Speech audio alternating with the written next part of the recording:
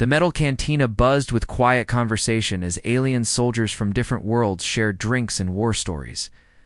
In the corner, an old Altarian warrior named Kethfer sat alone at his table, his 4 muscular arms wrapped around a large mug of blue liquid.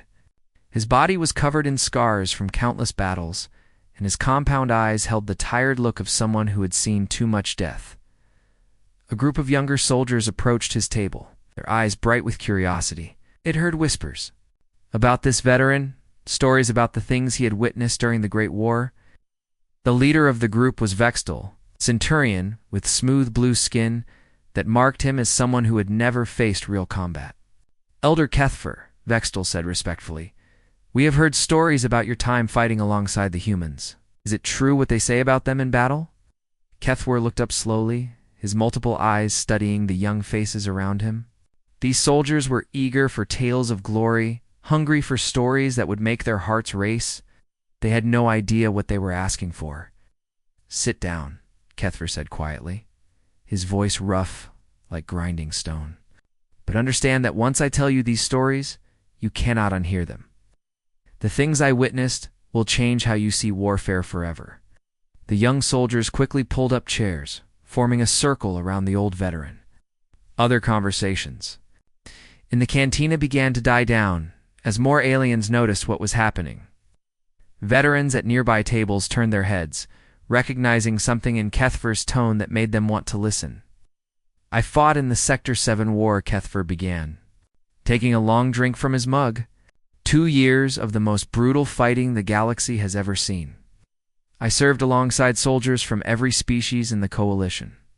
Regilans with their strength, Vexians with their technology, Corvani with their tactical genius. But the humans. Day paused, searching for the right words. The humans were different. Not stronger than the Regelians, not smarter than the Vexians, not more skilled than the Corvani, but they had something else, something that made enemy forces flee in terror when they heard humans were coming. A young Regelian soldier leaned forward eagerly. What made them so special? Were their weapons superior? Kethfer shook his head slowly. Their weapons were standard Coalition issues, same as ours. Their armor was no better, their ships no faster. What made them terrifying was something you cannot buy or build or steal. The cantina had grown completely quiet now. Even the servers had stopped moving, drawn in by the old warrior's words. "During my first battle with humans, I thought I understood warfare," Kethfer continued. "I had fought in dozens of campaigns, earned commendations for bravery, led troops into battle. I believed I knew what courage looked like." He took another drink, his hands trembling slightly. "The humans taught me that I knew nothing. They showed me what real courage means, and it was more terrifying than any enemy weapon I had ever faced." Vextel shifted impatiently. How were they different from other soldiers?" Kethfer's compound eyes focused on something far beyond the cantina walls, seeing battles that had ended years ago but still raged in his memory. "Other species fight to win," he said quietly. "We calculate odds, weigh risks, make tactical decisions based on logic and survival. We retreat when outnumbered, surrender when defeat is certain, preserve our forces for future battles. This is rational, sensible warfare." He looked around at the young faces surrounding him. Humans do not fight to win. They fight because giving up is not possible for them.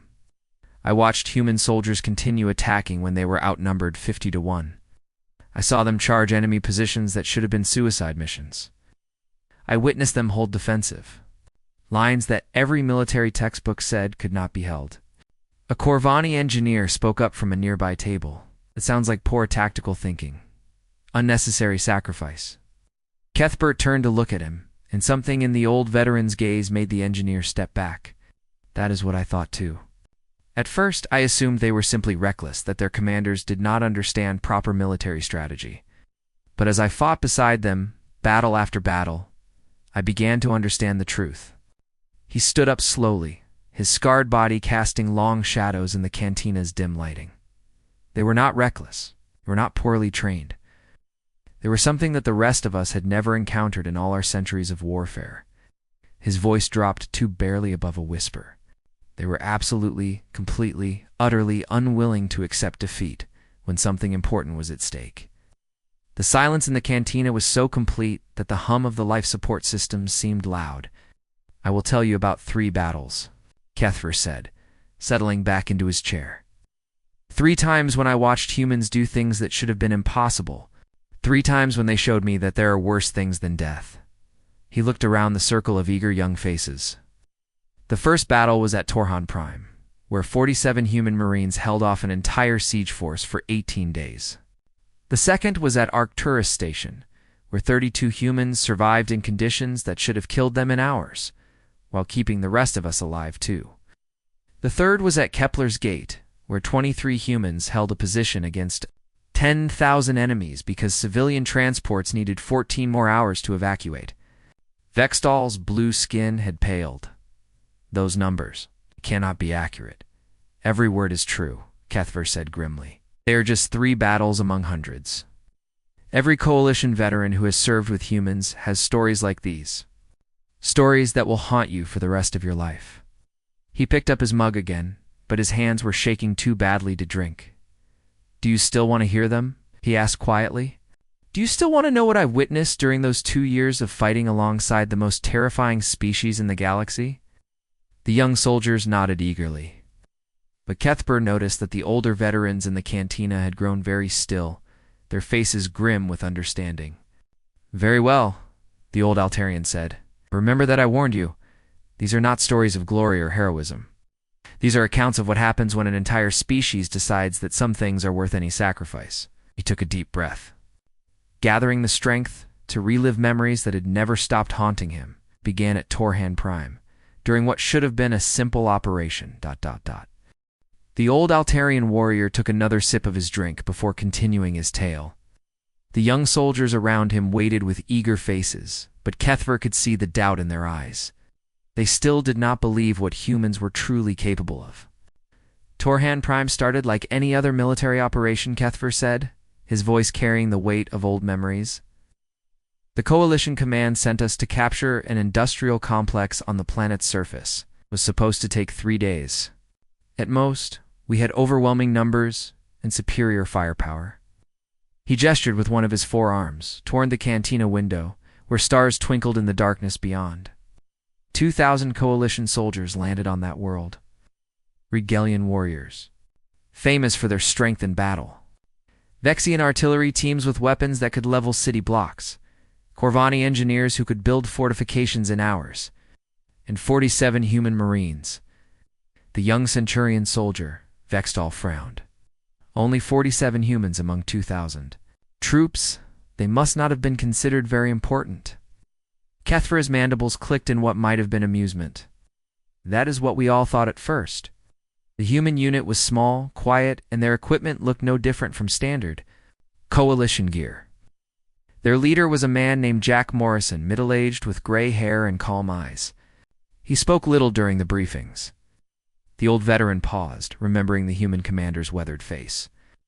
Morrison had a second in command, a woman called Lisa Rodriguez. She was younger than Morrison, but had the same quiet confidence.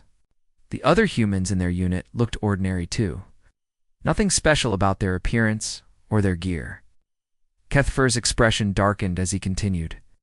"The operation went wrong from the very beginning. Enemy forces were waiting for us with prepared positions and heavy weapons. Our orbital support ships were destroyed by hidden anti-aircraft batteries within the first hour. Suddenly, 2,000 Coalition troops were trapped on a hostile world. With no way to escape, he took a long drink before going on. The Regalian commander immediately called for retreat to defensive positions. The Vexian artillery teams began calculating surrender terms. Even the Corvani engineers started discussing how to negotiate with the enemy for safe passage home. The cantina had grown completely silent again. Other alien soldiers at nearby tables had stopped their conversations to listen to Kethver's account. But Morrison just looked at the burning city around us and said something I will never forget. Kethver's voice grew softer. He said, 47. Marines. That should be enough. Vextal's blue skin showed confusion. Enough for what? To surrender with dignity? Enough to win? Kethver replied simply. While the rest of us were planning retreat or surrender, Morrison was planning victory. The old warrior stood up and began pacing slowly around the table, his scarred body moving with the careful grace of an experienced fighter. What happened next changed everything I thought I knew about warfare. The humans did not dig in and wait for rescue. They did not try to negotiate with the enemy. Instead, they went hunting. He stopped pacing and looked directly at the young soldiers. Rodriguez vanished into the ruined city on the second day. For 3 days, enemy commanders started dying one by one, shot from impossible distances by a sniper they could never find. A human named Tom Anderson began setting traps using medical supplies and food rations, turning everyday items into deadly explosives. Kethfer's voice grew more intense as he continued. The humans did not fight like any other species I had ever seen. They did not mass their forces for direct attacks. Instead, they moved through the city like ghosts, striking without warning and disappearing before the enemy could respond. A Regellian officer at a nearby table called out, "But what about the rest of the coalition forces? What were we doing during this?" Kethfert turned to face him.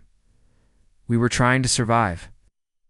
Regellians built barricades and held defensive positions. The Vexians used their remaining heavy weapons to keep enemy forces at bay.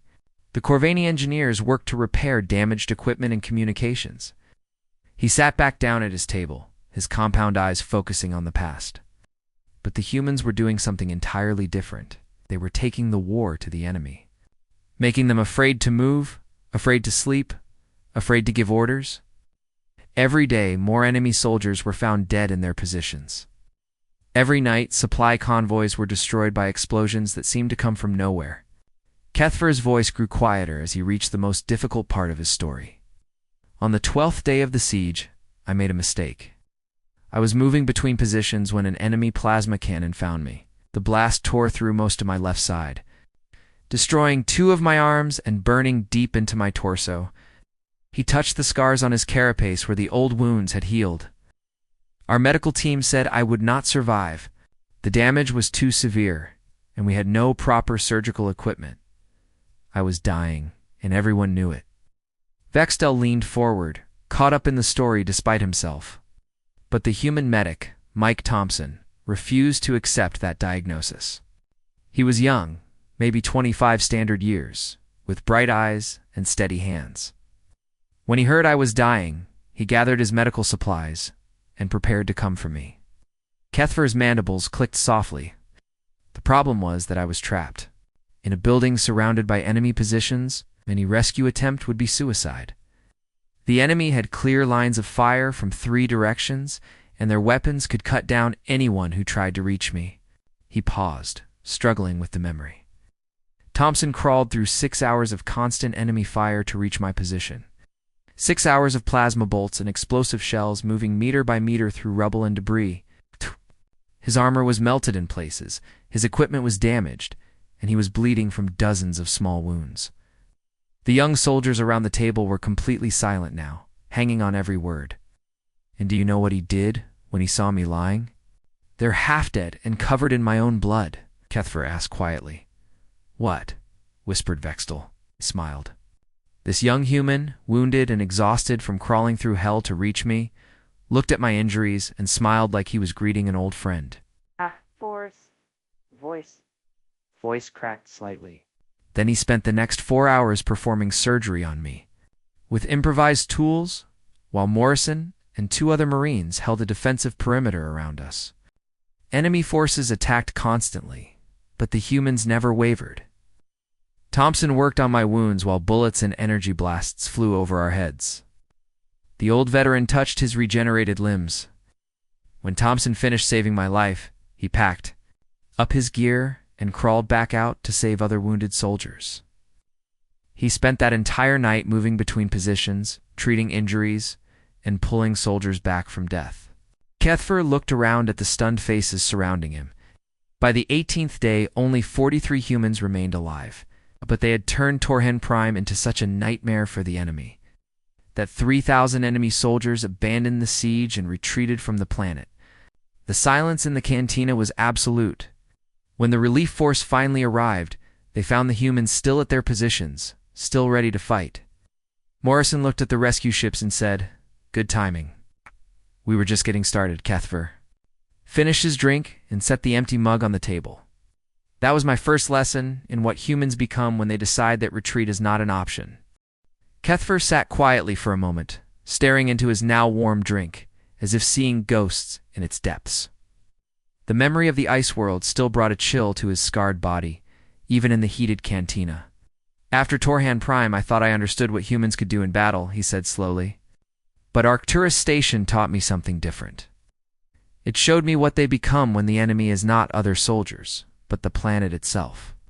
He looked up at the circle of young faces surrounding him, their eyes wide with curiosity and growing respect.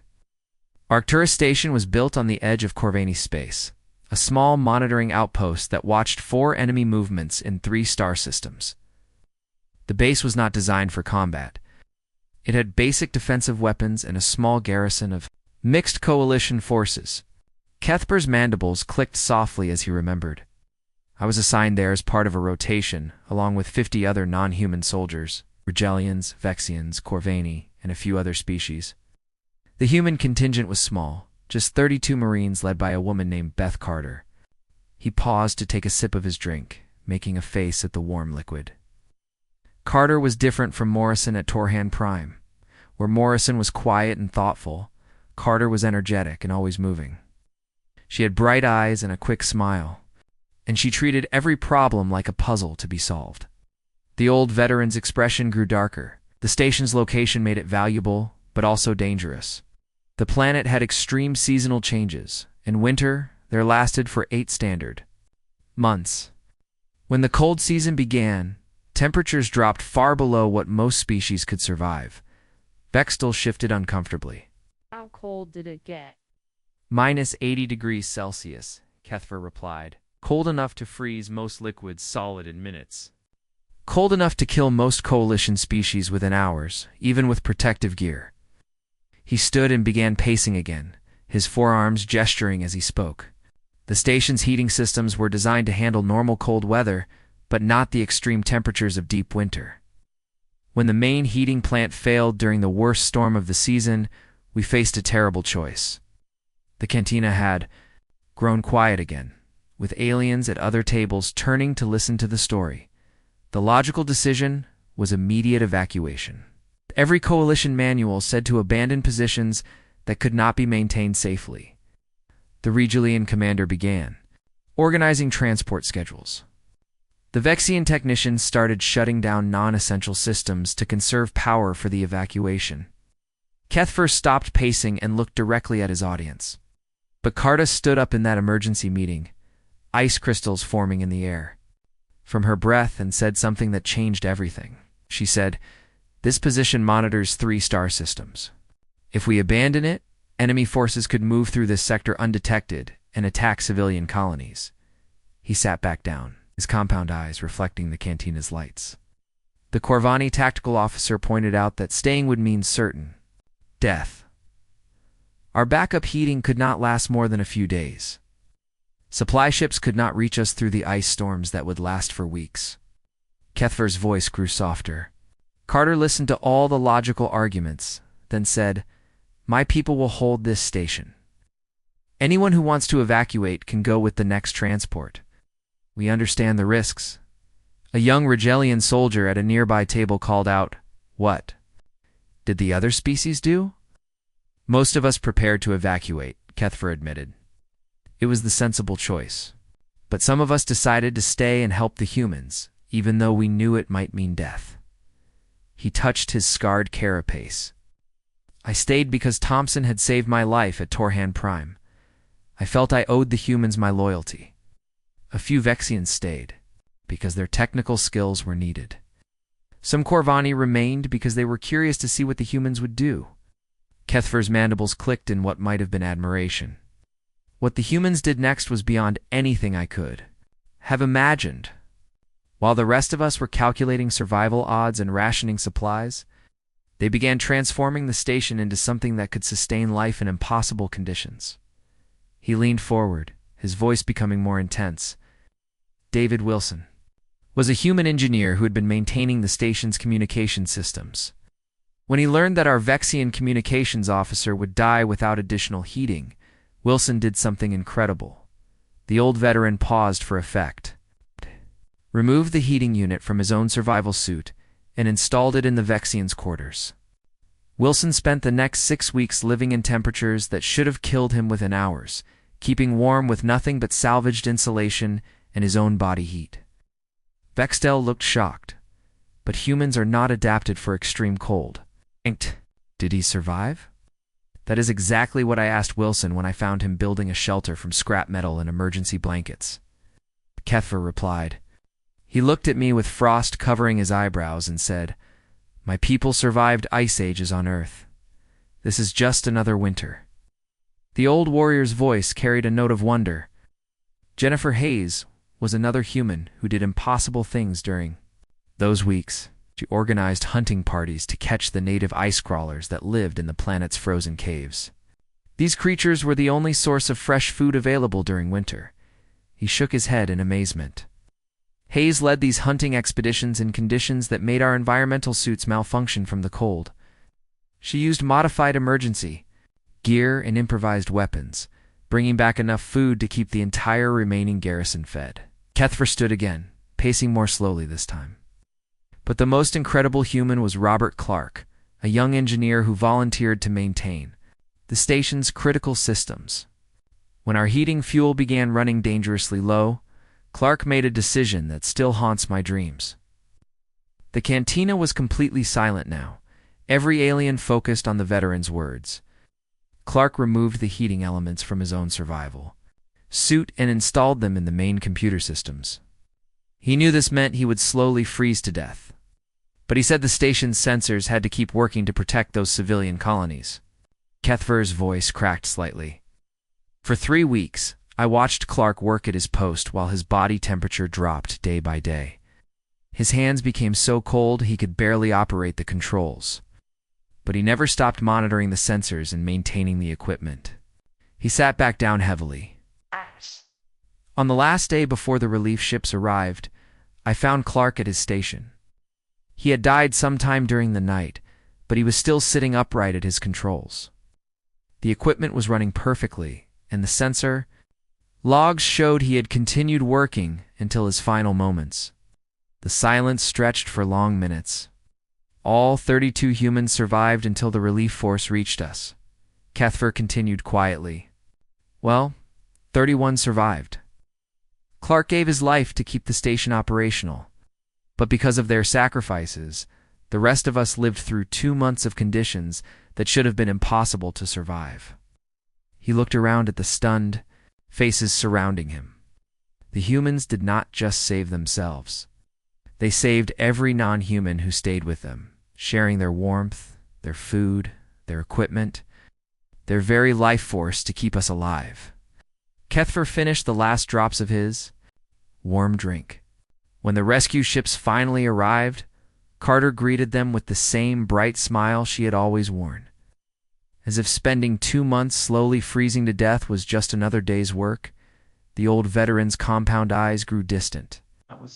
When I began to understand that humans do not just refuse to surrender in battle, they refuse to surrender to anything, even death itself, when others are depending on them. Kethver's forearms trembled as he gripped his drink, and the young soldiers around him noticed how the old warrior suddenly looked much older. The scars on his carapace seemed deeper in the dim cantina light, and his compound eyes held a darkness that made them uncomfortable. "Kepler's Gate," he said quietly, his voice barely above a whisper. "If I live for 1,000 more years, I will never forget what I saw there." He set down his drink with shaking hands and stared at the table for a long moment before continuing. Kepler's Gate was not just another military outpost. It was the most important strategic position in 3 sectors of space. The hyperspace junction there controlled all faster-than-light travel between the Corvini system and the outer colonies. Kethver looked up at the circle of young faces, seeing their confusion. "Imagine a bridge over a vast river," he explained. "If you control the bridge, you control who can cross the river. Kepler's Gate was that bridge, but for spaceships traveling between star systems." The old veteran's mandibles clicked nervously. The enemy knew how important the gate was. If they could capture it, they could cut off the Corvani homeworld from all outside help. Millions of civilians would be trapped, with no way to escape or receive supplies. He began pacing around the table again, his movements more agitated than before. Coalition Command sent 200 soldiers to defend the gate. It seemed like enough at the time. We had defensive positions, heavy weapons, and early warning systems. The intelligence reports said any enemy attack would be small and quick. After Stopped pacing and turned to face his audience. The intelligence reports were wrong. When the enemy fleet arrived, our sensors counted over 50 ships carrying 10,000 assault troops. We were outnumbered 50-1. The numbers hung in the air like a death sentence. Even the youngest soldiers could understand what those odds meant. The enemy's strategy was simple, Kethfer continued. Overwhelm our defenses with massive numbers, capture the gate quickly, and then use it to launch attacks deeper into coalition space. He sat back down heavily, his scarred body showing the weight of memory. As soon as our commanders saw the size of the enemy force, they began implementing standard defensive doctrine. The Rigelian heavy infantry fell back to inner defensive positions. The Vexian artillery teams repositioned to cover evacuation routes. The Corvani engineers started preparing charges to destroy the gate if capture seemed certain. Kethfer's voice grew quieter. Everyone was following proper military procedure. Preserve your forces, trade space for time, conduct fighting withdrawals to save as many soldiers as possible. It was logical, sensible, and completely correct according to every tactical manual. He looked directly at Vextal. Everyone except the humans. 23 Marines under the command of a man named James Parker. When the order came to fall back to secondary positions, Parker did something that defied all military logic. The old veteran's compound eyes seemed to focus on something far beyond the cantina walls. Parker was looking at a tactical display, showing civilian transport ships still loading evacuees from nearby colonies. 15,000 people who needed 14 more hours to reach safety. He studied the display for a moment, then turned to his Marines and said, "Not one step back." Vextal frowned. What did he mean? He meant exactly what he said, Kethfer replied. Parker and his 23 Marines would hold the primary defensive line. They would not retreat 1 meter while those civilian ships were still in danger. The cantina had grown completely silent. Even the servers had stopped moving, drawn in by the impossible story. The other coalition commanders tried to reason with Parker. Kethfer continued. The Rigelian colonel explained that 23 soldiers could not hold a line designed for 2,000. The Vexian tactical officer showed calculations proving the position would be overrun in less than an hour. Parker listened to all their arguments, then said something I will never forget. He said, "Those are civilian families trying to escape. My Marines and I did not join the coalition to abandon innocent people. We will hold this line until every transport is safely away." Kethfer's voice cracked slightly. The battle began at dawn. 10,000 enemy soldiers attacked positions defended by 23 humans. I watched from the secondary defensive line as those Marines opened fire with everything they had. He stood up again, his movements sharp with remembered tension. For the first hour, the human weapons fire was so intense that the enemy advance stopped completely. Parker had positioned his Marines perfectly, using overlapping fields of fire to create killing zones that no enemy could cross. The old warrior's mandibles clicked rapidly. But ammunition does not last forever. After 6 hours of constant fighting, the humans began running out of bullets for their rifles and power cells for their energy weapons. He looked around at the stunned faces surrounding him. Any other species would have retreated at that point. Running out of ammunition means the battle is over. But the humans did not see it that way. Kethfer's voice grew more intense. A human named Mark Stevens began making explosives from power cells and food rations. He taught the other Marines how to turn everyday supplies into bombs. When the enemy tried to advance, they found the ground in front of the human positions filled with improvised mines. The old veteran sat back down, his compound eyes reflecting the cantina's lights. When those explosives ran out, a woman named Carol Nelson organized hand-to-hand combat charges. She led groups of Marines in attacks using nothing but combat knives and clubs made from broken equipment. He paused, struggling with the memory. I watched Nelson lead 5 Marines in a charge against 50 enemy soldiers. They had no guns, no explosives, just cold steel and determination. They broke the enemy formation and drove them back, then returned to their defensive positions to wait for the next attack. Kethver's voice grew quieter. Parker, their commander, continued fighting. Even after an enemy explosive broke his left arm, an internal bleeding made him cough up blood. When his rifle was destroyed by shrapnel, he used the broken pieces as clubs. When his Marines began falling wounded or dead, he moved to cover their positions by himself. The silence in the cantina was so complete that the hum of life support systems seemed loud. In the final hour, only 7 humans remained alive. Parker, Nelson, and 5 others, including a young Marine named Ryan Foster, who could not have been more than 20 years old. Cathver's mandibles clicked in something that might have been awe or horror. 7 humans against thousands of enemy soldiers. Any rational beings would have surrendered or retreated. The battle was clearly lost. But those 7 Marines formed a circle and prepared to fight until the end. He looked around at the young soldiers listening to his story. They fought like nothing I had ever seen before, like demons from the old stories, like forces of nature that could not be stopped or reasoned with. Enemy soldiers fell back in terror at the sight of these 7 humans who simply would not die. Kethver's voice dropped to barely above a whisper. For 14 hours, those 23 Marines held a defensive line that should have required 2,000 soldiers.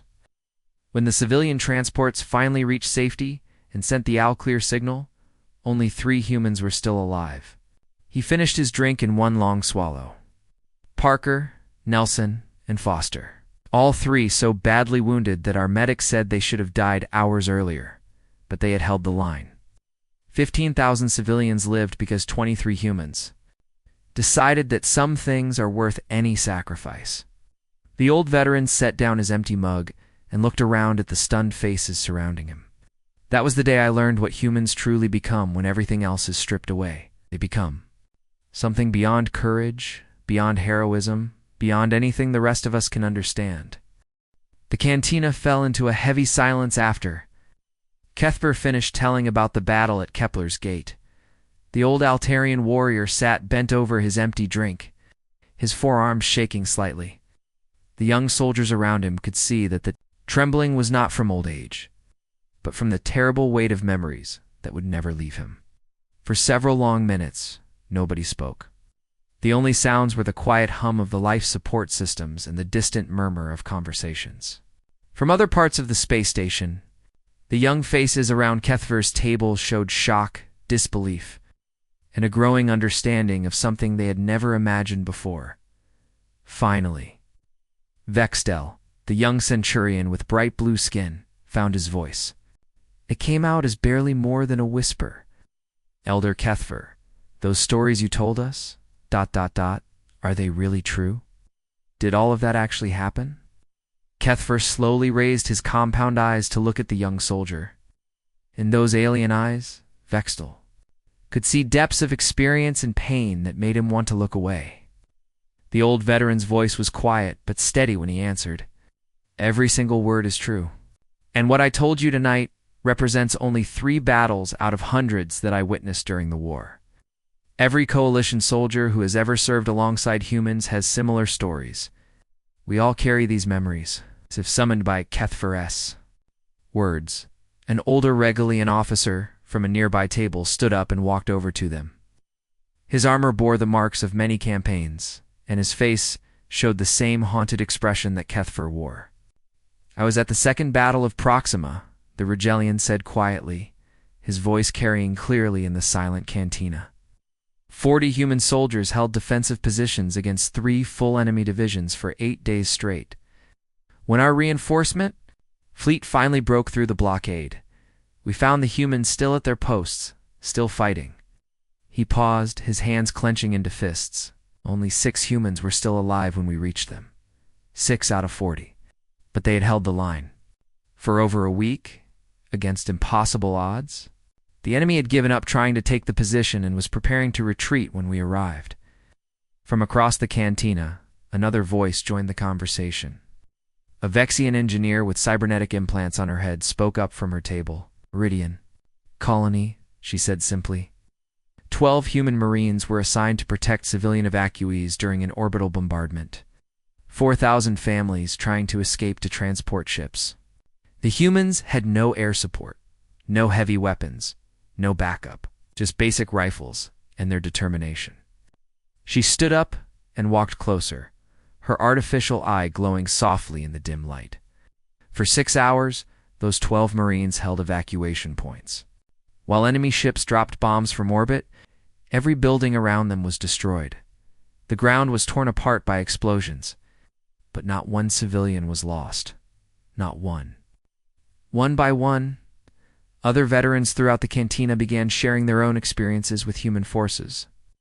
A Corvani pilot told about human fighters who continued attacking enemy ships even after their weapons systems failed. Young Altarian, Manek described watching human soldiers give their own medical supplies to wounded aliens and fight on while bleeding from untreated injuries. Each story followed the same impossible pattern. Humans facing overwhelming odds, impossible situations, certain death. And each time, the humans found a way to succeed through sheer refusal to accept defeat. Kethfer listened to every account, nodding his head grimly as each veteran shared their memories. When the last story was finished, he looked around at the young soldiers who had originally asked to hear about humans in combat. "Do you understand now?" he asked them.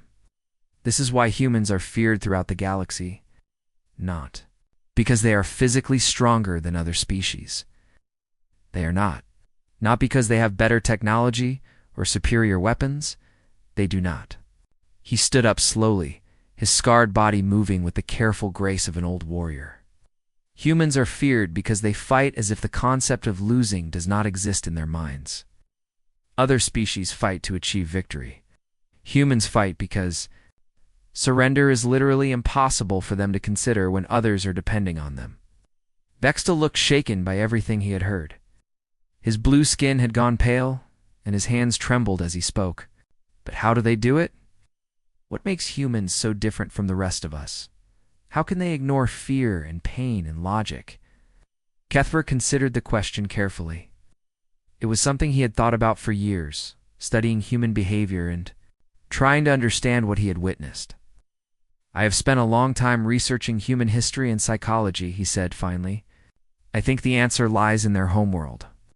Earth is what we call a death world. For millions of years, everything on that planet was trying to kill them." He gestured toward the cantina window where stars twinkled in the darkness beyond. Constant. Predators, natural disasters, diseases, extreme weather, volcanic eruptions, ice ages. Most species would have died out or fled to safer worlds. But humans adapted by developing something unique. The old veteran's mandibles clicked softly. How they evolved. The ability to refuse surrender even when surrender would be logical. For millions of years, any human ancestor who gave up when things became difficult died without having children. Only the ones who absolutely refused to quit survived long enough to pass on their genes. The Regellian officer nodded thoughtfully. "So it is evolution? Genetic programming?" "More than that," Kethfer replied. "It has become part of their fundamental nature. They do not just refuse to surrender. You cannot conceive of surrender as an option when something important is at stake." His voice grew softer, taking on a tone of something like reverence. "I have seen wounded humans continue fighting when their bodies should have shut down from blood loss and pain. I have watched them perform acts of courage that defied all logic, not because they felt no fear, because they were more afraid of failing their comrades than of dying." Kethfer began walking toward the cantina exit, then stopped and turned back to face the assembled soldiers.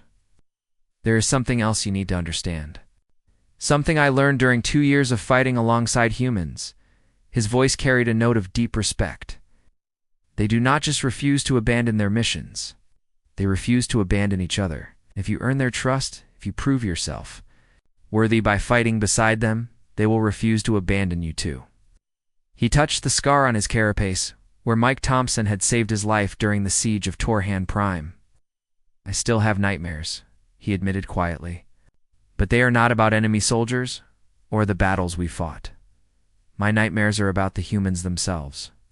About watching beings willingly sacrifice everything for others. About witnessing courage so complete and absolute that it changed everything I thought I knew about what intelligent life could become. Gethfer looked around the silent cantina one final time, his compound eyes taking in every face that had listened to his stories. The galaxy calls them Deathworlders and fears them as warriors. But I know what they really are. He paused at the threshold, his voice carrying clearly through the still air. They are the species that looked at an uncaring universe full of things trying to destroy them and decided to care anyway. They are the beings who chose to protect others even when protection seemed impossible. The old veteran stepped through the doorway into the corridor beyond. His final words drifted back to the stunned assembly. That is what makes them terrifying. That is what makes them beautiful. As the cantina door closed behind Kethfer, the soldiers sat in contemplative silence. The stories they had heard would stay with them forever, changing how they thought about courage, sacrifice, and what it meant to never give up. Outside, among the countless stars, human ships continued their patrols through space, carrying crews who would never surrender, never retreat, never abandon those who counted on them for protection. In the vast darkness of the universe that made all the difference.